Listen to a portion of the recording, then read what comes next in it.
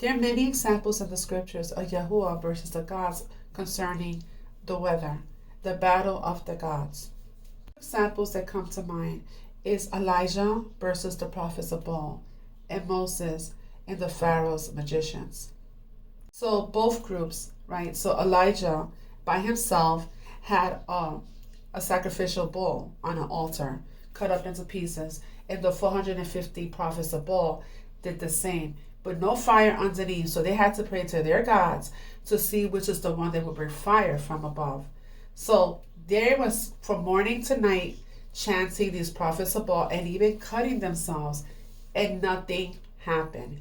But then Elijah, who poured water on top of his altar, Yahuwah brought lightning and struck it and set it on fire. So it proved that he was the God above all gods. Also, in the reading of Moses and Aaron versus Pharaoh and his magician Janos and Jambres, I believe that's how you pronounce it, same thing. It was a battle over the elements, and Yahuwah won. So in other words, the Pharaoh has his magicians with these weather machines. They also manipulate the weather. So there's Daddy's judgment on the earth, and then that's them doing this, the Pharaoh and his magicians. Okay, so magicians, excuse me. So now this is in the reading of Elijah and the prophets. So they shouted louder, and as was their customs, to cut themselves with knives and sword until the blood gushed out. This is them gushing out blood to call out their God, right, their demon. So they still do this today. So the Catholic Church created both Christianity, and the Vatican also created Islam. So you're going to see that I'm going to show two examples, because in both these religions, they still cut themselves and draw blood to this day. And the Philippines are one of them, and the Philippines had to come back to our Torah because they're also our tribal brothers, along with the Maui people and the Polynesian people. So also, I'm going to show another example, because it was Christendom that they went around spreading Christianity that is not an Abba. It's a form of godliness, but without no power, right? So now the lots have been switched, the switching of the lots, the switching of the dragons. So now they will be hunted down, and now their blood will be spilled for their white Jesus. So I'm going to share with you this rabbi, I think who he is, and what he's saying, because that's correct. Because Christendom is not of Abba. They did tear down Abba's temple, which was in Utah. They destroyed it. They killed and martyred the saints. And now it's going to be flipped and fall back on them. These are the Knights Templars that work for Rome, for Vatican.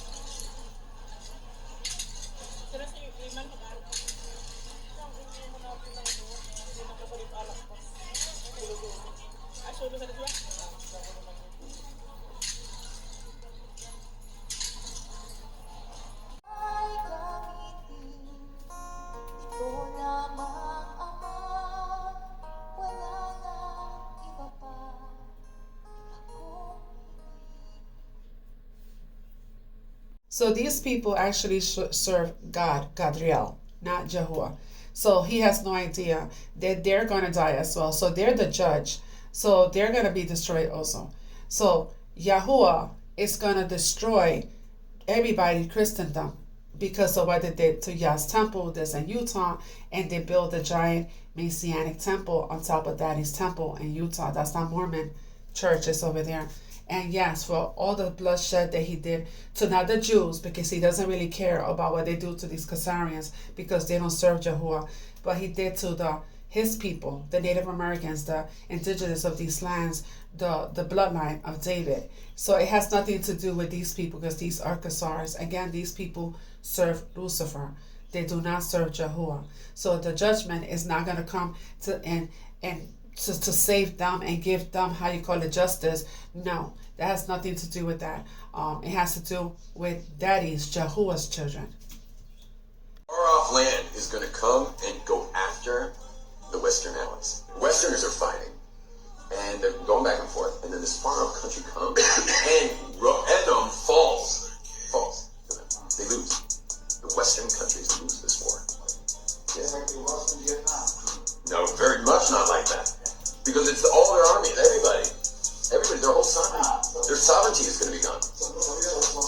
They will no longer be a superpower. God's going to come and save these China, whoever it is, and wipe out the Christian countries. Why? Because they destroyed the second temple. Meaning, while you were all rooting for the West this whole time, you forgot about the fact that they have major debt to pay, and that is they destroyed the base of English. And China never touched this. Right, they don't even know what it is.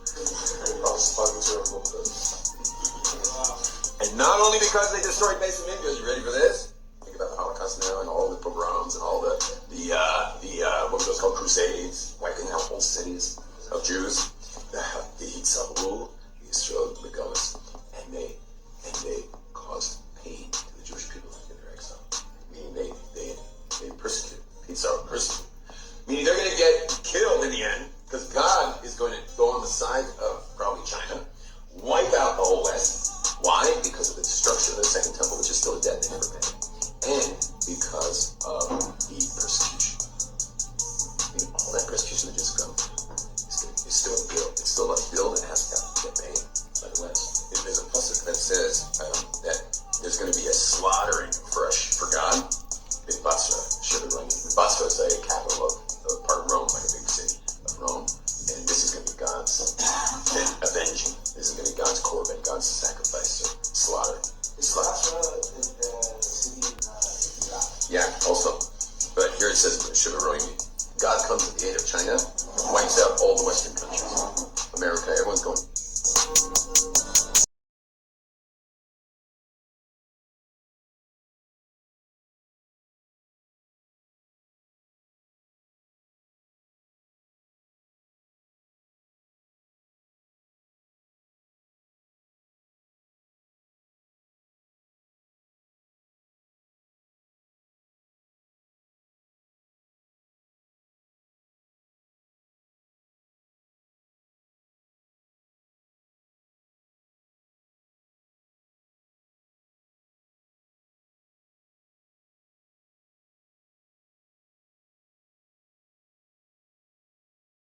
On a eu le droit au même scénario un peu partout.